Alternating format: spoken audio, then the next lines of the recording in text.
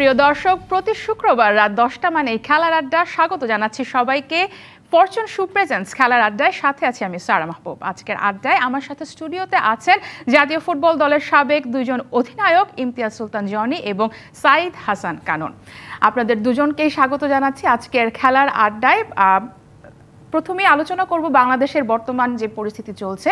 আমরা দেখছি দেশের প্রতিটি ক্ষেত্রেই আসলে সংস্কারের ডাক আসছে এবং বিভিন্ন জায়গায় সংস্কার হচ্ছে, উচ্চ পর্যায় থেকে বিভিন্ন জায়গায় আমরা দেখছি সংস্কার হচ্ছে।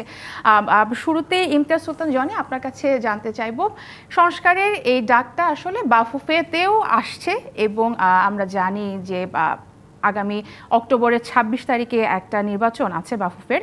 সেখানে আসলে এই সংস্কারের ডাকটার সাথে নতুন যে নির্বাচনটা হবে সেখানে কি ধরনের প্রভাব পড়তে পারে? কিছুটা তো এফেক্ট করবে, অনেক বড়ভাবে এফেক্ট করবে। আমি মনে করি যে যারা অনেক দিন ধরে চালিয়ে এসছেন তারা এককভাবেই চালিয়ে এসছেন, তো এটা হতে পারে না। যেখানে আপনার একটা সবার মিলিত একটা দল হওয়া, মানে হওয়া উচিত। বাফুফে ফুল কমিটিটা এটা সবার মিলিতভাবে জব হওয়া উচিত, যাতে ফুটবল উপকৃত হয় এবং ভালো যারা তারা যেন ওইখানে নির্বাচিত হয়। এমনি আমাদের ফিফার সাথে মানে টার্মে এটা ছিল যে ইলেকশনটা অক্টোবর, তো এখন এই অক্টোবরে আমরাও অপেক্ষা করছি যে এখানে একটা আমরা ভালো চেঞ্জ দেখব, একটা নতুন কমিটি দেখব যারা ফুটবলকে আরও এগিয়ে নিয়ে যাবে, এরকমই আমরা আশা করছি এখন। জি, সাইদ হাসান, কারণ আপনার কাছে জানতে চাইবো, যেহেতু কিছুদিন পরে আসলে নির্বাচনটা আছে বাফুফের, তাহলে এখন এই মুহূর্তে যে পদত্যাগ চাওয়া হচ্ছে বর্তমান প্রেসিডেন্টের কাজী সালাউদ্দিনের, সেটার কি আসলে প্রয়োজন আছে কিনা? ধন্যবাদ আপনাকে, ধন্যবাদ ডিবিসিকে এবং যারা শুনছেন তাদেরকে ধন্যবাদ। আমি মনে করি আসলে ওনার বয়স হয়েছে। জি জি, ওনার পঞ্চমবারের মতো আর নির্বাচন করার তার শৈলীর স্ট্রেংথ এবং পাওয়ার কিন্তু নাই। আর ওনার যে ব্যর্থতা, ওনার 16 বছরের যে ব্যর্থতা, এত গ্লানি, এত ওজন, ওনার আর পঞ্চমবারের মতো নির্বাচন করার উচিত না, সেটা আমরা মনে করি। জনগণের চাহিদা, এখন মৌলিক চাহিদা, ফুটবল ফেডারেশনের সভাপতি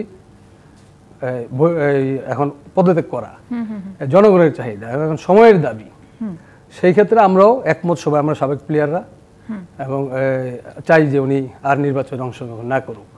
কারণ ওনার আমরা ওনাকে অনেক শ্রদ্ধা করি, রেসপেক্ট করি অ্যাজ এ সাবেক ফুটবলার। উনি কিন্তু অনেক বড় প্লেয়ার ছিলেন, বাট উনি সংগঠক হিসাবে একদম চরম ব্যর্থতার পরিচয় দিয়েছেন। এই কারণেই আমরা চাই একটা সংস্কার। আর একটা সংস্কারের উদ্দেশ্য হচ্ছে, সেটা 16 বছর উনি কিন্তু প্রশাসনের নির্বাচন করে ক্ষমতায় বসে আছেন। যেন আমরা গত 3 টার্ম আমরা দেখেছি, যারা নির্বাচন করতে আসতো ক্ষমতার অপব্যবহার করতেন, করে ওদেরকে সরিয়ে দিতেন, তাদেরকে নির্বাচন করতে দিতেন না। প্রেসিডেন্ট ক্যান্ডিডেট যে আসতো তাকেই ক্ষমতার অপব্যবহার করে সরিয়ে দিতে, নির্বাচন করতে আসতে দিতেন না। যার ফলে পরপর 3বার 2 টার্মে উনি কিন্তু এই প্রশাসনের নির্বাচন করে ক্ষমতায়, 3য়বার আবার সে বিনা প্রতিদ্বন্দ্বিতায় পাশ করেছে, 4বার হয়ে গেল, 5বার আবার সে একই প্রক্রিয়াতে নির্বাচন করতে চাচ্ছে। এখন তার ওই সময় তো আর নাই। উনি, আপনি বলছেন যে একই প্রক্রিয়ায় উনি নির্বাচন করতে চাইছেন, সেক্ষেত্রে আসলে কি ধরনের পরিবর্তন আপনারা সাবেক ফুটবলাররা কিংবা যারা চাইছেন সংস্কার আনতে, এখানে প্রক্রিয়াটা আসলে কেমন পরিবর্তন চাইছেন আপনারা? ডিএফএ গুলা, যারা ডিএফএ ডিস্ট্রিক্ট যারা ফুটবল অ্যাসোসিয়েশন আছে, তাদেরকে তারা প্রতি বছরেই অর্থ দিয়ে ভোট কিনে তারা নির্বাচন করত। এখন তো সংস্কারের সময় আর ওই সময় তো আর নাই, আপনার অর্থের ঝনঝনেরই নাই, অর্থ দিয়ে আপনি ভোটও কিনতে পারবেন না। এই কারণে আমরা আশাবাদী যে এখনকার ভোটাররা এখনকার ওই অর্থের ইয়াতে আর মোহতে যাবে না, এবং নির্বাচনে স্বচ্ছ নির্বাচন হবে, সবাই চায়।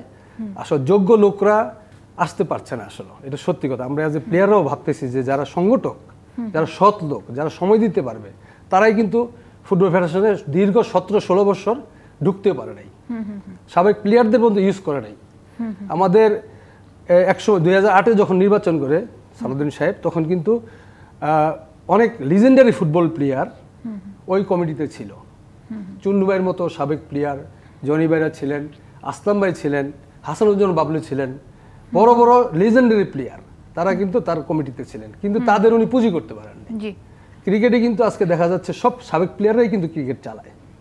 কিন্তু আমাদের দুঃখ আমার এই জায়গায় যে আমরা চরম ব্যর্থতা ওনার, যে আমাদের এই এক্সপিরিয়েন্সগুলো, অভিজ্ঞতাগুলো, আমাদের সাবেক প্লেয়ারদের অভিজ্ঞতাগুলো কাজে লাগাই উনি পুঁজি করতে পারেন নাই। জি, আচ্ছা, কাজী সালাউদ্দিনের পরিবর্তে তাহলে আপনারা সভাপতি পদে কাদেরকে আসলে চাইছেন?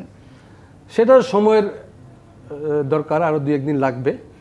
একজন নিশ্চয়ই আমরা আশা করব যে একজন সৎ লোক এবং অর্থনৈতিকভাবে স্বচ্ছ এবং অভিজ্ঞতা আছে, ফুটবল নিয়ে তার চিন্তা চেতনা আছে, সময় দিতে পারবে, এই ধরনের একজন যোগ্য লোককে আমরা চাই। আচ্ছা, তাহলে কি আপনারা রাজনৈতিক প্রভাব মুক্ত একটি বাংলাদেশ ফুটবল ফেডারেশন একজন যোগ্য দক্ষ একজন, কিন্তু যারা হচ্ছে সভাপতি পদে যাদের নাম শোনা যাচ্ছে, 1-2 জনের যে নাম শোনা যাচ্ছে, আপনার কি মনে হয় আসলেই কি রাজনৈতিক প্রভাব মুক্ত পরিচয়ে কি সভাপতি নির্বাচিত হবে?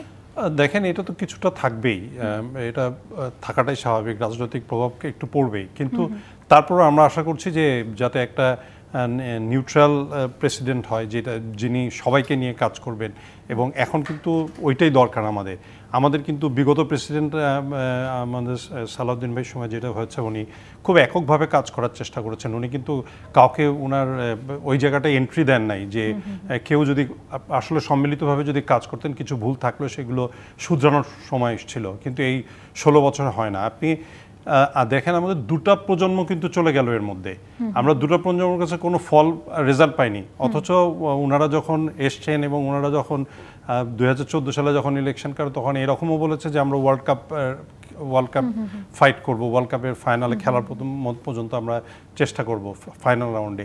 তো এইগুলো কিছু বিষয় ছিল যেখান থেকে আমরা অ্যাটলিস্ট মিনিমাম আমরা আশা করেছিলাম যে ফুটবল আমাদের বিগত জায়গা থেকে একটু ভালো জায়গায় চলে যাবে, যেটা ছিল মানে ধরেন 8 সালে বা 10 সালে, সেখান থেকে ফুটবল ভালো জায়গায় আসবে, কিন্তু দেখা যাবে যে দেখা গেছে যে সেখান থেকেও নিচে নেমে গেছে। আর স্টিল বাংলাদেশের ফুটবল ইজ মানে মোস্ট পপুলার গেম আমি বলবো। সেই জায়গায় ফুটবলকে যদি আমরা সেই তার জায়গায় ফিরিয়ে নিয়ে না আসতে পারি, সেটা আমাদেরই তো ব্যর্থতা। আমরা যেহেতু সংগঠনের পরিবর্তন চাইছি, সংস্কার চাইছি, বিভিন্ন মহল থেকে চাওয়া হচ্ছে, যেটা সংগঠনের পরিবর্তনটা আসলে কি আসলে মাঠের খেলাটার পরিবর্তন কি চলে আসবে? এটা যদি যারা প্রতিনিধিত্ব করবে তারা যদি সঠিকভাবে নিয়ন্ত্রণ করে, ডেফিনেটলি আপনারা একটা ভালো জিনিস আমরা আশা করব। কারণ ফুটবল, আপনি খেলাটা তো একটা অর্গানাইজিং এর বিষয়, আপনি শুধু মানে ফুটবল খেললেই তো হবে না, তার জন্য অনেক কিছুই দরকার হয়। সেই জিনিসগুলো যদি সঠিকভাবে অর্গানাইজ করা যায় এবং সময় মতন এগুলোকে ইমপ্লিমেন্ট করা যায়, ডেফিনেটলি ভালো হবে। আপনি আমাদের এই দেশে তো আমরা একসময় ওয়ার্ল্ড কাপ কোয়ালিফাইং খেলেছি, এখন ওয়ার্ল্ড কাপ কোয়ালিফাইং তো দূরের কথা, আমরা ইনিশিয়ালি আমাদের ইয়েটাই আমরা ক্রস করতে পারছি না, ইনিশিয়াল কোয়ালিফাইং রাউন্ডে আমরা ক্রস করতে পারি না। তো এই কারণে বলছি যে আপনার মানে একটা সক্রিয় সংগঠন, মানে সাংগঠনিকভাবে যদি নিজেদেরকে সঠিকভাবে সঠিক জায়গায় রাখা যায়, আমাদের ফুটবলে ভালো হওয়ার অনেক জায়গা আছে। আমরা ব্যাকওয়ার্ডস এর কথাটাই বেশি বলছি, যে কি কি আসলে বিফলে পেছনে কিভাবে চলে গিয়েছে, আর কিন্তু যদি আমরা দেখি যে বাংলাদেশ নারী দলের যে বর্তমান সফলতাটা আছে, এই কমিটির আন্ডারেই কিন্তু আছে, সেই ক্ষেত্রে কি কিছুটাও কি সফল নয়, একেবারেই কি বিফল? এইটা আপনার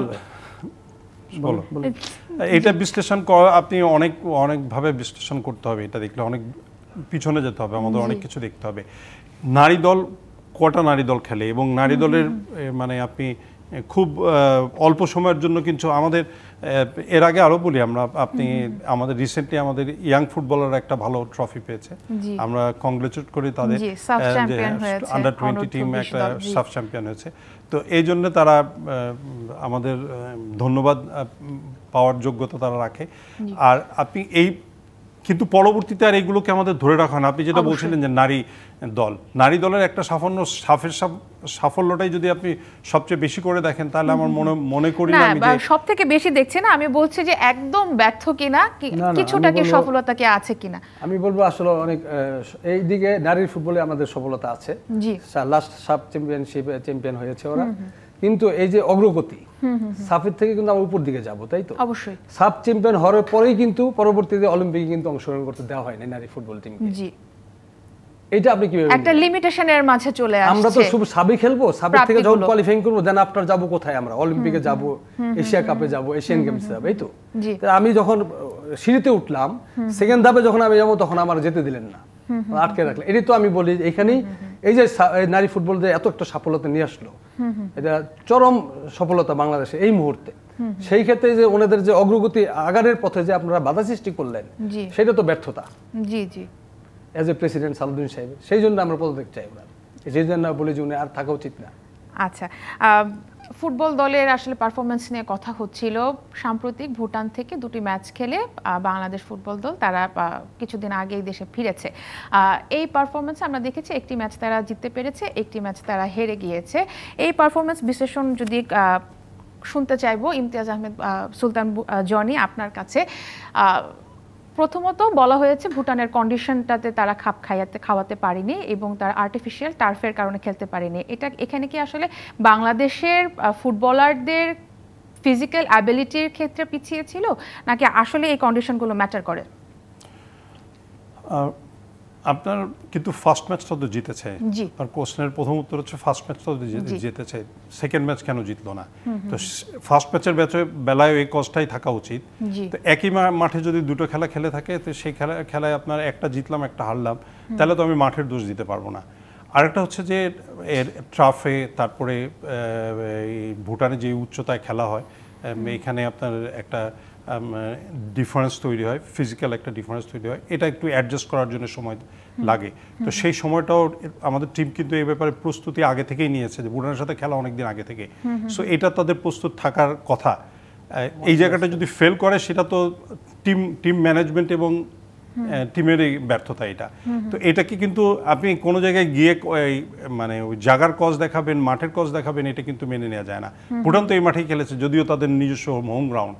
তাহলে আপনি এইখানে এই কজটা আমার মনে হয় না খুব বেশি কাজ করবে, কারণ আমাদের যেই ওদের মানে ভুটানের কাছে আমরা ফার্স্ট ম্যাচ যদি জিতলাম, তাহলে পরের ম্যাচ হেরে যাওয়াটা কোনোভাবে মেনে নেওয়া যায় না। আর ভুটানের সাথে আমাদের খেলার পার্থক্যটাও অনেক, আমরা মনে করি অনেক। এখন যদি এটা কমে এসছে, কিন্তু এটা তারপরে অনেক বেশি থাকা উচিত। আমার প্রস্তুতিতে কি কোনোটা কমতি ছিল আমরা আসলে ভুটান সফরের আগে? আমি বলবো যে কোচের ব্যর্থতা। আচ্ছা, কারণ হচ্ছে দীর্ঘ 16 বছরে আমাদের এই পর্যন্ত 2022 পর্যন্ত 12টা কোচ চেঞ্জ হয়েছে ন্যাশনাল টিমের। হ্যাঁ, এখন যে হাবিয়ার কাবরেরা আছে, ওরকে আমি দোষ দিব, প্লেয়ারদের দোষ দিব না, কারণ ও টিম তৈরি করতে পারে নাই। এই ন্যাশনাল টিমে আমরা এখন আমাদের ভুটান হচ্ছে আমাদের আগে র্যাঙ্কিংয়ে, ওরা 182-তে আর আমরা হচ্ছি 184-তে। তাহলে আমরা যখন খেলতাম তখন আমরা মালদ্বীপকে 6 গোল 8 গোল দিতাম। মালদ্বীপদের পজিশন এখন হচ্ছে 163-তে। সালাউদ্দিন সাহেব যখন বসছে, উনি বলছে 150 নিয়ে আসবে র্যাঙ্কিং। এই যে কোচেসের যে পরিবর্তন, আমাদের দেশীয় কোচরা দেখেন আন্ডার-20 কিন্তু চ্যাম্পিয়ন আসলো সাফে। তা আমাদের দেশীয় কোচদের যদি আমরা অল্প খরচে কিন্তু আমরা দেশীয় পোস্টে কোচদের যদি সুযোগ দিতাম, তাহলে আমরা একই রেজাল্ট করতাম। এর পরিবর্তন করে লাখ লাখ ডলার খরচ করে আমরা কেন এত কোচ আনলাম? 12টা কোচ, একটা কোচকে আপনি কনসিস্টেন্সি বলতে একটা জিনিস আছে, একটা কোচকে আপনি সময় দিবেন, 4 বছর 5 বছর সময় দিবেন একটা টিম সে দাঁড়া করো লং টার্ম, কিন্তু ওই সুযোগ কিন্তু দেন না। উনি প্রতি 12 বছরে 12টা কোচ চেঞ্জ করেছেন। এটা তো আমি মনে করব যে সাংগঠনিক ব্যর্থতা ফুটবল ফেডারেশনের, প্লাস হচ্ছে কোচের ব্যর্থতা। প্লেয়ারদের কোনো দোষ দিব না, আমরা সর্বনিম্নে আছি এখন। অবশ্যই আমরা আরও আলোচনা করব ফুটবল নিয়ে। আজকের খেলা আড্ডা আমরা সাজিয়েছি। প্রিয় দর্শক, একটা বিরতি নেওয়ার সময় হয়ে গিয়েছে, সাথেই থাকুন। প্রিয় দর্শক, আবারও স্বাগত জানাচ্ছি খেলার আড্ডায়। আজকের আড্ডায় আমাদের স্টুডিওতে আমার সাথে আছেন জাতীয় দলের সাবেক 2 জন অধিনায়ক ইমতিয়াজ সুলতান জনি এবং সাইদ হাসান কানন। আপনাদেরকে আবারও স্বাগত জানাচ্ছি। আলোচনা হচ্ছিল বাংলাদেশ ফুটবল দলের বর্তমান অবস্থা এবং পরিস্থিতি নিয়ে। ইমতিয়াজ সুলতান জনি, আপনার কাছে একটুটা জানতে চাইবো, দেশে ফিরে ভুটান সফর থেকে বাংলাদেশ দল যখন দেশে ফিরেছে, সেখানে সেকেন্ড ম্যাচের যে ব্যর্থতা কিংবা ম্যাচের যে ব্যাকওয়ার্ড পারফরমেন্স, সেটার জন্য বলছিলেন তপু বর্মন বলছিলেন দেশে ফিরে যে 2 জন প্লেয়ারের অ্যাবসেন্সের কারণেই আসলে সেকেন্ড ম্যাচের খেলাটা এতটা বাজে হয়েছে। দুজন পারফর্মারকে মিস করার ক্ষেত্রে কি এতটা আসলে খারাপ পারফরমেন্স হওয়া সম্ভব? টিম হিসাবে হওয়া উচিত না, উচিত ছিল না এটা আপনার, কারণ একটা টিমে 23 জন প্লেয়ার থাকে। তো আপনার এত প্লেয়ার থাকার পরে নিশ্চয়ই 2 জন প্লেয়ারের জন্য একটা টিম সাফার করতে পারে না। এটার জন্য তাদের প্রিপারেশন ওরকম মানে সেটা থাকা উচিত ছিল। এটা কারণ যেটা বলতেছিল যে কোচের ব্যর্থতা, কোচ এগুলো নিয়ে যদি স্টাডি না করে, এটা আসলে দায়িত্ব তো কোচের। এই টেকনিক্যাল প্রবলেমগুলো যদি তারা সলভ না করে, তাহলে এটা তো আর অন্য কেউ করে দিতে পারবে না তাকে। আর এটা হতেই পারে একদিন আপনার একটা ম্যাচ খেলার পরে ইনজিউরড হতে পারে, সেটা সাবস্টিটিউটটা আসলে রেডি ছিল না, ইনজিউরড হতে পারে, সিক হতে পারে অন্য কারণে, এটা হয় অনেক সময় গিয়ে আমরা দেখেছি যে বাইরে ট্রাভেল করার সময় ছেলেরা অনেক সময় খাওয়া দাওয়ার কারণে একটু সিক হয়ে যায় ওরা। তো এইগুলি তো আসলে টিম অভ্যস্ত এগুলির সাথে অ্যাডজাস্ট করার, এটা কোনো রিজন না যে এটার কারণে টিমে। সেই সাথে এই সফরের আগে কিন্তু বাংলাদেশ দল প্রিপারেশন নেওয়ার জন্য মাত্র সম্ভবত 3 দিন তারা সময় পেয়েছিল পুরো দল, এবং সেখানেও কিন্তু সবাই উপস্থিত ছিলেন না। যখন দেশে বসুন্ধরা কিংসের খেলোয়াড়দেরকে কিন্তু ক্লাবটি ছেড়েছে একদম শেষ মুহূর্তে, খেলোয়াড়রা এয়ারপোর্টে কিন্তু মূল দলের সাথে যোগ দিয়েছেন। এখানে কি ক্লাব হিসেবে কোনো একটি ক্লাব বিশেষভাবে প্রভাব বিস্তার করছে, এটার উপরও কি পারফরমেন্সে প্রভাব পড়ছে জাতীয় দলের? দেখেন, ক্লাব তো নাও ছাড়তে পারে, কিন্তু এটা তো ফেডারেশনের দায়িত্ব যে যেখানে ন্যাশনাল টিম মানে দেশের স্বার্থ যেখানে জড়িত সেখানে তো ক্লাব দেশের আগে হতে পারে না। যদি কোনো ক্লাব এটা করে থাকে তাহলে তার দায়িত্ব ছিল যে আগে ন্যাশনাল টিমকে দেয়া, সাপোর্ট দেয়া, প্লেয়ারগুলোকে দেয়া উচিত ছিল এটা। আর আমি বলবো যে এইটা তো হতে পারে না যে আমার যেখানে ন্যাশনাল টিম ট্রেনিং করবে সেখানে ন্যাশনাল টিমের প্লেয়ারকে আমি পাবো না, তাহলে তো এগুলো তো অনেক শর্ত আছে, অনেক অনেক অনেক ইয়ে আছে আপনার আমাদের দেশেই আছে, আমাদের ফুটবলেই আছে এটা, যে আমরা মডার্ন ক্লাবে অনেক ছেড়ে দিচ্ছি আমাদের, এটা আমরাও শুনেছি অন্যান্য ক্ষেত্রে, কিন্তু আমার কাছে এটা গ্রহণযোগ্য মনে হয় না, কারণ ফেডারেশনের থেকে তো আর ক্লাব বড় না, নেশনের কাছ থেকে তো আর ক্লাব বড় না। তো সেই জায়গায় আপনার যেখানে নেশন ডিমান্ড করছে সেই ডিমান্ডটা ফুলফিল করা আমাদের সবচেয়ে আগে প্রয়োজন। অবশ্যই সেটা ক্লাব নিয়ে আলোচনা হচ্ছিল। সাইদ হাসান কানন, আপনার কাছে প্রশ্ন থাকবে, ক্লাব ফুটবলে বাংলাদেশের যে অবস্থা, পরিবর্তিত বর্তমান রাজনৈতিক পরিস্থিতি বিবেচনা করে অনেকগুলো ক্লাবে আমরা দেখেছি অনেক কিছু ঘটেছে, সেই কারণে ঘরোয়া ফুটবলে আসলে একটু বড় প্রভাব পড়ে গিয়েছে। এখন বর্তমানে ক্লাব ফুটবলের যে অবস্থা আছে সেখান থেকে ভালো জায়গায় কিভাবে যাওয়া যেতে পারে?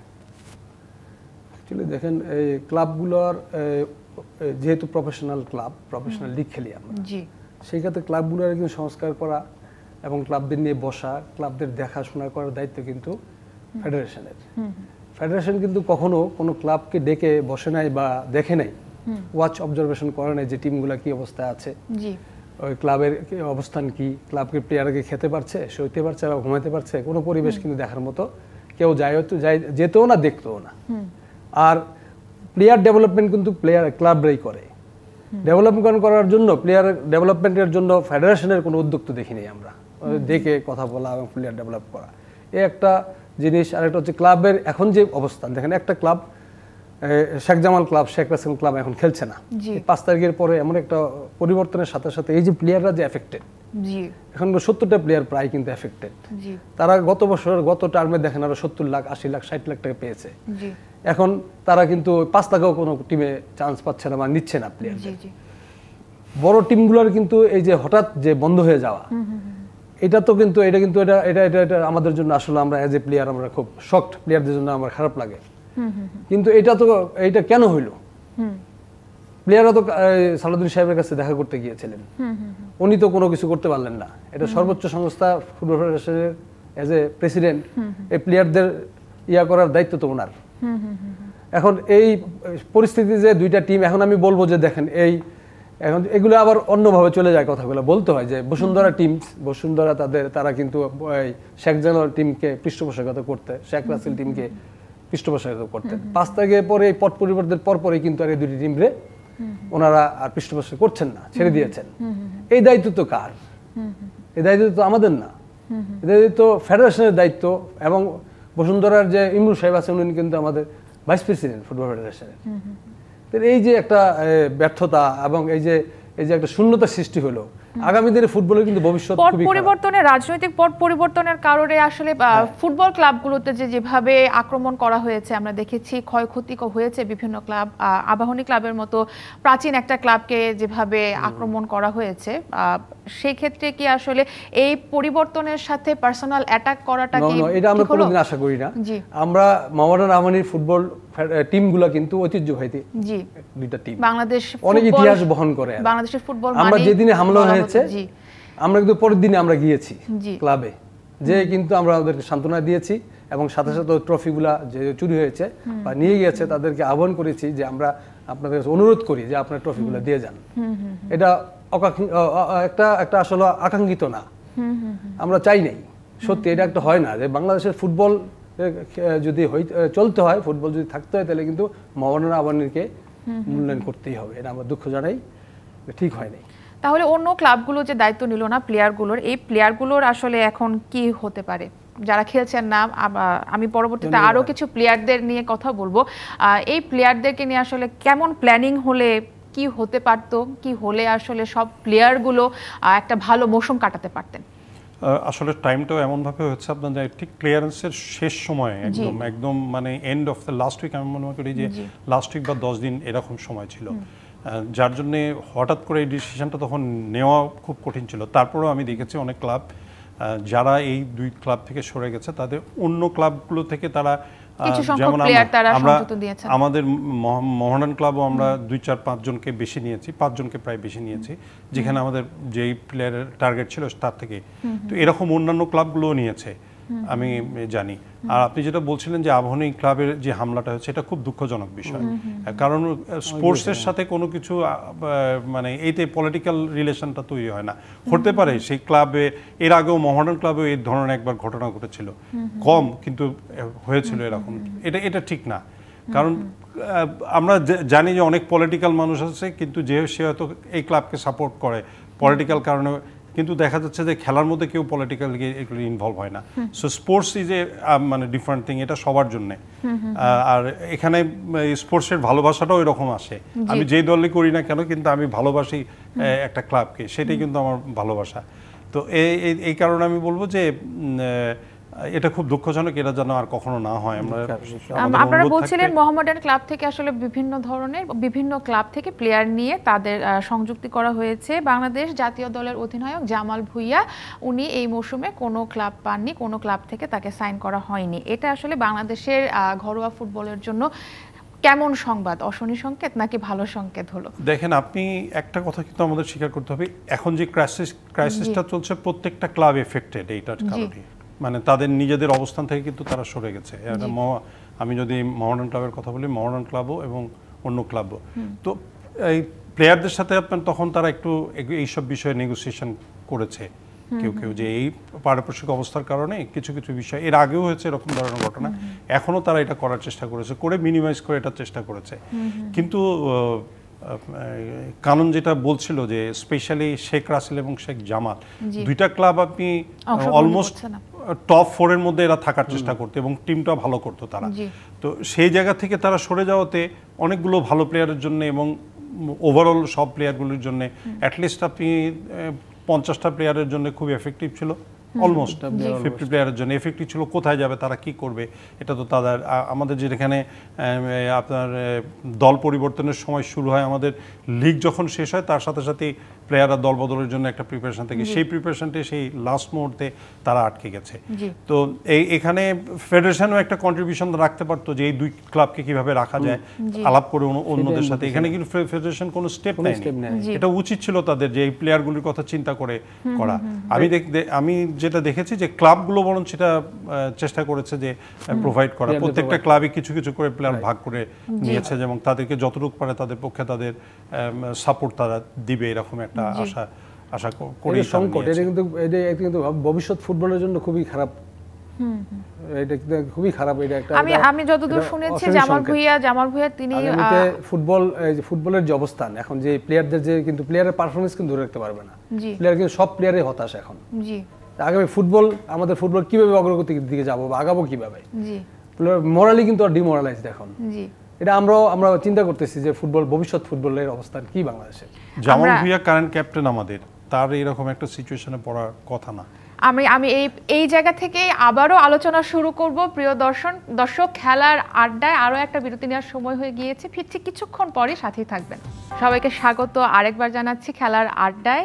আমি আছি সারা মাহবুব এবং আমার সাথে স্টুডিওতে আজকে আছেন বাংলাদেশ জাতীয় ফুটবল দলের সাবেক 2 জন অধিনায়ক, একজন ইমতিয়াজ সুলতান জনি এবং আরেকজন সাইদ হাসান কানন। আপনাদেরকে আবারও স্বাগত জানাচ্ছি। 2 জন সাবেক অধিনায়কের সাথে কথা হচ্ছিল বর্তমান অধিনায়কের, বর্তমান দেশের ঘরোয়া ফুটবলে যে অবস্থা, কথা ইমতিয়াজ সুলতান জনি, আপনি বলতে চাইছিলেন একটা কিছু, আমি বিরতিতে চলে গিয়েছিলাম, আবারও আপনার কাছ থেকে শুরু করব। আপনি জামাল ভুঁইয়া প্রসঙ্গে বলতে চাইছিলেন। জামাল ভুঁইয়ার ঘটনাটা কারেন্ট ক্যাপ্টেন হিসাবে, ন্যাশনাল টিমের ক্যাপ্টেন হিসাবে এটা বেশ দুঃখজনক। আমরাও এখান থেকে পুরোপুরি পরিস্থিতিটা বুঝতেছি না কেন আভনির সাথে তার এটা হলো না। তবে যেটা বলছিলাম আমি, যে প্রত্যেকটা ক্লাবই কিন্তু সমস্যায় আছে।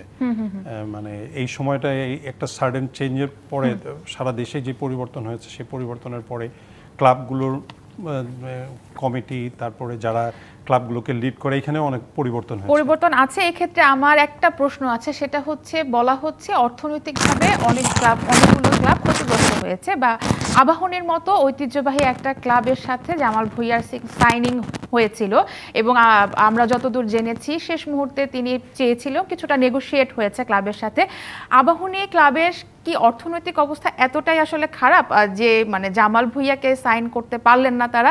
দীর্ঘদিনের ঐতিহ্যবাহী একটা ক্লাব, কিংবা মোহামেডান ক্লাব, এত দিনের পুরনো একটি ক্লাব, দুটি ক্লাবের কথা যদি আমি প্রধানভাবে বলি, যে জামাল ভুঁইয়াকে বাংলাদেশ জাতীয় ফুটবল দলের অধিনায়ককে সাইনিং করা হলো না।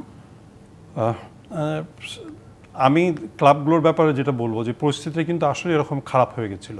যেমন আমরা আমাদের যদি নিজেদের মোহামেডান ক্লাবের ব্যাপারেই বলি, ইট ওয়াজ ভেরি ডিফিকাল্ট। মানে যে আপনি অল্প সময়ের মধ্যে, তখন ব্যাংকগুলো অনেক সময় তাদের ফান্ডিং করতেছিল না, এবং যেই পিরিয়ডটা যে আমাদের ঠিক এক্সচেঞ্জের টাইম, মানে দলবদলের সময়টাই আমাদের তখন, সেই সময়টাই আমাদের এই পরিবর্তনটা হয়েছে। হওয়ার কারণে চারিদিকে যেভাবে থমকে দাঁড়িয়েছিল, সেখান থেকে ফিরে আসাটা আসলে আপনার জরুরি ছিল। কিন্তু এই টার্মে আবার আমরা দেখলাম যে ইভেন আমরা সব ক্লাবগুলো কিন্তু প্রপোজ করেছিলাম যে এই সময়টা বাড়িয়ে দেওয়া হোক, আমাদের ট্রান্সফারের টাইমটা। সেটা কিন্তু অনলি 3 দিন দিয়েছে ফিফা। তো 3 দিনে কিন্তু আপনি সবকিছু সলভ হয়ে যায় নাই। এই কারণে কিন্তু আমরা ক্লাবগুলো যেটা করেছি, যে প্লেয়ারদের সাথে বসা, প্লেয়ারদেরকে বোঝানো, বা তারপরে তাদের সাথে একটা আন্ডারস্ট্যান্ডিং এর মধ্যে করেছি। কারণ অনেক ক্লাব প্লেয়ারকে দেখা যাচ্ছে যে টাকা না দিয়েও সাইন করানো হয়েছে, কন্ট্রাক্টের বিষয়ে অনেক কিছু আলাপ করে তারপরে ঠিক করা হয়েছে। এটা কিন্তু হয়েছে এই সময়ের কারণে। কিছু ক্লাব আছে ফিনান্সিয়ালি তারা হয়তো অনেক সলভ, সেই জন্য তারা তাদের পেমেন্ট দিয়ে করতে পেরেছে, কিন্তু সবার বেলায় না, মোস্ট অফ দ্য ক্লাবের ব্যাপারই না। এবং আমরা এক্সটেনশনের জন্য টাইম চেয়েছিলাম, এক্সটেনশন হলে কিন্তু হয়তো এই সময়টা জামাল ভুঁইয়ার জন্য এরকম একটা হতো না। তারপরেও আবাহনীর সাথে এটা আবাহনীর একটা সময়ের ব্যাপার, আবাহনী তাকে বেয়ার করতে পারবে কিনা, বা কি যে কোনো কারণে এটা আবাহনীর একদম ব্যক্তিগত বিষয়। এই জিনিসটা আমরা জানি না কেন সাইদ হাসান, কারণ ইচ্ছার অভাব ছিল নাকি জামাল ভুঁইয়া কিংবা আশরাফুল রানার মতো খেলোয়াড়রা দল পেলেন না? ওই যে আগে আমি জনি ভাই যেটা বলতেছিলাম, আমি আসলে ওনার সাথে একমত। সেটা হচ্ছে যে ক্রাইসিসটা আসলে আমরা দেখেছি, সেটা সত্যিকারের একটা বড় ক্রাইসিস। তখন আমরা সব ক্লাবেই চিন্তা করেছি যে প্লেয়ার কিছু কমিয়ে অল্প কিছু সংখ্যক প্লেয়ার নিয়ে দলটা করি। আবার অনেক প্লেয়ার কিন্তু আবার ওই যে যেটা আমি বলতেছিল যে টাকা না দিয়ে আমরা সাইন করেছি, কিন্তু তারপর একটা জিনিস আছে, সেটা হচ্ছে যেটা সিলেকশনের ব্যাপার, টিমের সিলেকশনের ব্যাপার। সেখানে জামাল ভুঁইয়ার পারফরমেন্স নিয়ে হয়তো ওরা চিন্তা করেছে, আচ্ছা, হয়তো ভেবেছে যে এর চেয়ে ভালো প্লেয়ার ওদের আছে, যার ফলে ওরা কিছু কাট ডাউন করছে অর্থনৈতিক সংকটের কারণে। এরকম একটা হইতে পারে, এরকম হইতে পারে, সেটা আমার ধারণা। তারপরেও কিন্তু কন্টাক্টের পরে পারফরম্যান্স দেখি, তিনি কিন্তু গত 2 ম্যাচে, একটা ম্যাচে 15 মিনিট খেলেছেন, একটা ম্যাচে 17 মিনিট খেলেছেন। সেইখানে আমার এই জন্য আমার প্রশ্ন এখানেই যে আসলে পারফরম্যান্সের ব্যাপারটা কিন্তু সব টিম দেখবে। আমরা মোহামেডান টিম করি, জনি ভাই সহ, আমরা কিন্তু প্লেয়ারদের প্রায়োরিটি দিব। যেই প্লেয়ার এখন সংকটের মুহূর্তে আমাদের অর্থনৈতিক সচ্ছলতা যতটুকু আছে, এর ভিতরে আমরা চিন্তা করব যে কিছু কাটছাট করে আমরা একটা টিমটার সেভ করি, সেভ করার চেষ্টা করব। সেটা এখন এই সংকটের ভিতরে আমার মনে এই ধরনের কোনো চিন্তা চেতনা যদি আবাহনীর থেকে থাকে, তবে এই ধরনের এইটা আবার বেশি হয়ে গেছে। যে বলতেছিল একবার 50% যান, তারপরে বলতেছে 90% যান, 10% শুধু রেখে ওর সাথে এই বার্গেনিং করা ঠিক হয় নাই। যেহেতু আপনি কন্ট্যাক্ট করে ফেলেছেন, নিশ্চয়ই তার নিয়ে তো টিম করার চিন্তা করেছেন। সেই ক্ষেত্রে জামাল একটা ক্যাপ্টেন, টিমের ন্যাশনাল টিমের ক্যাপ্টেন, তার মোহামেডান থেকে কি অ্যাপ্রোচ করা হয়েছিল? না, আমরা আমাদের টিম আমরা আগেই করে ফেলেছিলাম। আচ্ছা, আমাদের টিম অলরেডি আপনারা তো আরো কিছু প্লেয়ার আপনারা যোগ করেছেন, এই যখন নতুন করে চেষ্টা করেছি, ওখানে ভালো প্লেয়ার, কিছু জুনিয়র প্লেয়ার ছিল আমাদের, কিছু জুনিয়র প্লেয়ারদের রেখেছি, তারপর আমরা কিছু ভালো প্লেয়ার ঢোকানোর চেষ্টা করেছি ওই মুহূর্তে। তারপরেও কিন্তু ভালো প্লেয়ারদের তালিকায় জামাল ভুঁইয়া ছিলেন না। সংকট মুহূর্তে কিছু প্লেয়ার আমরা যেহেতু 2 টিম হয় নাই, সেই ক্ষেত্রে আমরা চেষ্টা করেছিলাম যে কিছু ভালো প্লেয়ার আমরা এই সুযোগে নিয়েছি। অবশ্যই নিব, এটা স্বাভাবিক। পজিশনের বিষয় আছে, অনেক কিছু আছে। আমরা আমাদের মাথায় আসলে তখন আসেনি, এবং আমরাও জানি না যে জামাল ভুঁইয়া এরকম আচ্ছা আচ্ছা আপনার এরকম একটা জায়গায় দাঁড়িয়ে আছে যে তাকে ওই কোনো ক্লাব পায়নি সে, এটাও আমাদের ওই সময় জানা ছিল না। আচ্ছা আচ্ছা আর জামাল ভাই অফারও দেয়নি আমাদের সাথে খেলার জন্য, আসতেও চাই নাই, আচ্ছা আমরাও অফার দিইনি, সত্যি কথা এটা। ওকে ওকে আচ্ছা আবারও ঘুরে ফিরে আগামী অক্টোবরের 26 তারিখে বাফুফের নির্বাচন হবে। পরিবর্তনের হাওয়া আমরা বাফুফে ফেডারেশনেও বিভিন্ন মহল থেকে জানানো হচ্ছে, সেটা আমরা জানতে পাচ্ছি। ইমতিয়াজ সুলতান জনি, আপনার কাছে আবারও জানতে চাইবো, যদি পরিবর্তনের হাওয়াটা বাফুফেতে লেগেই যায় তাহলে আপনারা আসলে কেমন ধরনের বাফুফে দেখতে চান, এবং কাজী সালাউদ্দিনের পরিবর্তনটা কেন চাইছেন, এবং পরিবর্তে কেমন সভাপতিকে দেখতে চান যার হাত ধরে ফুটবলটা বাংলাদেশের অন্তত উন্নতি হোক? এটা তো ধরেন এখন বায়োগ্রাফি বর্ণনা করাটা কঠিন, কিন্তু এরকম একজন চাই আমরা যিনি ফুটবলের জন্য যারা অন্তঃপ্রাণ, এবং লিডারশিপও তার ক্যাপাসিটি আছে যে এই জায়গাটায়, যে উনি অর্গানাইজ করতে হবে। শুধু প্রেসিডেন্ট হিসাবে কিন্তু থাকলেই হবে না, প্রেসিডেন্ট টোটাল ফুটবলটাকে অর্গানাইজ করতে হবে। আমাদের ফুটবল কিন্তু অনেক জায়গা থেকে আমরা সরে এসেছি, এবং আমি বিশ্বাস করি যে একজন ভালো সংগঠক পেলে আমরা আমাদের ফুটবল অনেক কিছু চেঞ্জ হবে। তো আমরা ওই জন্য এরকম একটা আশা করছি যে একটা শুধু আপনার প্রেসিডেন্ট না, হোল টিমটা একটা এত অর্গানাইজ হওয়া উচিত যে জায়গাটায় অনেক পরিশ্রম করে তাদেরকে হয়তো একটু সময় লাগবে, কিন্তু তারা নিজেদের অবস্থানে বাংলাদেশ ফুটবলকে আমরা আরো অনেক উপরে দেখতে চাই। এরা এই ফুটবল নিয়ে যিনি চিন্তা করবেন, ফুটবলকে যিনি সময় দিবেন, এবং আমাদের ফুটবলকে যিনি আগিয়ে নিতে পারবেন, এরকম একজন নেতা আমরা চাই। অবশ্যই সেটা হবে, আমরা আশা করব। সাইদ হাসান কানন, আমরা জানছি বাফুফেতে ফিফাকে চিঠি দেওয়ার জন্য সম্ভবত একটা প্রেশার ক্রিয়েট করা হয়েছিল যেন নির্বাচনের তারিখটা পিছিয়ে দেওয়া হয়। এটা কি ফিফার জন্য আমাদের ফুটবল ফেডারেশনের ভাবমূর্তি কি কিছুটা ক্ষুণ্ণ হতো, কিংবা চিঠি কি দেওয়া হয়েছিল? হ্যাঁ, চিঠি দেওয়া হয়েছিল। অ্যাকচুয়ালি ফিফা এগুলো তো আপনার ওয়ার্ল্ডের সব খেলাগুলো কিন্তু একসাথে এই প্রফেশনাল লিগগুলো হয়, একটা সবগুলো একটা সময় আছে, এই সময়ের বাইরে যাওয়া আসলে হয় না, করতে পারে না। সেই ক্ষেত্রে ফিফা কিন্তু যতই প্রেশার দিয়ে কাজ হোক, ফিফা তাদের ইয়াতেই অটল ছিল, এবং 26 অক্টোবর নির্বাচন হবে, সেটা পিছনে কোনো সুযোগ নেই। কাউন্সিলরশিপ নিয়ে কি তাহলে কোনো ধরনের পরিবর্তন হবে কি? 15 তারিখ থেকে কাউন্সিলরশিপ আগেই ওনারা যে আগের যে কমিটি, ওনারা তো ওই সময়ে নির্বাচনের আগেই গত মাসে আগেই আপনার এজিএম এর আগেই কিন্তু তারা নির্বাচন করে ফেলেছে। সব ডিস্ট্রিক্ট প্রতিনিধিগুলো, ডিস্ট্রিক্ট ডিএফএ গুলা সব নির্বাচন করে, নির্বাচনের প্রক্রিয়া শেষ করে কমিটি জমা দিয়ে দিয়েছে। কিন্তু আমার মনে হচ্ছে এখন যে পরিবর্তনের হাওয়া, এই পরিবর্তনের হাওয়াতে এখন ডিএফএ গুলা তাদের প্রেসিডেন্ট, যেই প্রেসিডেন্ট সিগনেচারিট এবং যে প্রতিনিধি হয়ে আসবেন, সে আছে কিনা আমার ধারণা নাই। এখন তারা ওই প্রতিনিধি আসতে পারবে কিনা সেটা আমি বুঝতেছি না। মনে হচ্ছে এটা পরিবর্তন হবে, আমি আশা করি। সেই ক্ষেত্রে আপনারা স্টেক হোল্ডারদের কাছ থেকে আপনাদের সংস্কারের জন্য কেমন স্টেক হোল্ডার চাচ্ছেন? আমরা ভালো প্রতিনিধি চাই, যারা বিগত দিনে যারা অনেক ভালো অর্গানাইজার ছিল, তারা অর্থনৈতিক কারণে বা কোনো প্রকারে ঢুকতে পারে নাই, ফেডারেশনে ডিএফএ ঢুকতে পারে নাই। তো দলীয়করণের কারণে এটা বেশি হয়েছে, সত্যি কথা। দীর্ঘ 17 বছর এমন দলীয়করণ হয়েছে সব জায়গায়, ফুটবল ফেডারেশনে তো হয়েছেই।